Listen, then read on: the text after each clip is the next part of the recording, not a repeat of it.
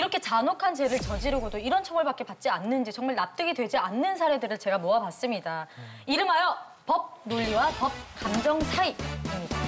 어떤 사례를 들려드릴 텐데 음주운전 사례예요. 이 사례를 들으시고 과연 어떤 처벌이 내려졌는지 한번 항상 생각해 보시길 바라겠습니다. 자, 20대 여성이 양평 펜션에 놀러가서 술을 마시다가 술이 떨어지자 혈중 알코올 농도 0.098 상태로 2명의 동승자와 함께 차를 몰고 편의점에 다녀오던 중 무려 650m를 역주행을 했습니다.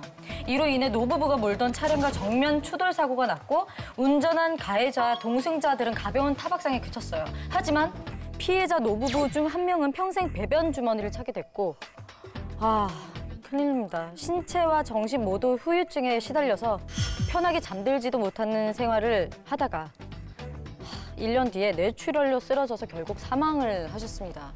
가해자는 과연 어떤 처벌을 받았을까요? 이 사건은 업무상 과실치상으로 정리가 된 사건이고 그래서 사람이 죽지 않았기 때문에 결론적으로는 집행유예를 받은 사건인데 집행유예였어요?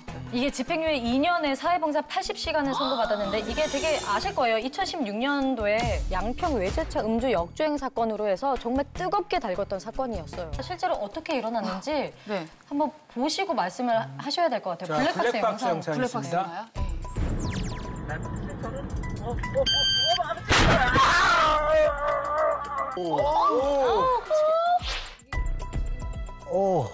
저는 이거 다시 봐도 너무 아직까지도 소름이 돋는데. 코너에서 확 갑자기 나온 거죠? 살짝 구분돼서. 역주행을 하고. 근데 음주운전은 살인미수라는 말이 있잖아요, 사실. 네. 음주운전하면 안 되죠. 상대방이 피해를 주는데 봉사활동, 집행유예 너무 낮다. 여기에 대해서 국민 법감정이 좋을 수가 없죠. 왜 그러냐면요. 일부러 그런 건 아니라는 거죠. 술을 마신 건 잘못이지만 사람을 다치게 할 생각을 가지고 운전하는 건 아니었다. 그래도 잠재적 살인범이죠. 그러니까 지금 그게 감정인데 설명을 드린 다음에 저를 비난하지 마시고. 계속 화나 있어요. 그다음에 그래서 이제 고의범이 아니라 과실범이라고 하는데 사고 때문에 돌아가셨다고 볼 수 있을지 재판이 끝날 때까지는 그런 상황이 아니었잖아요.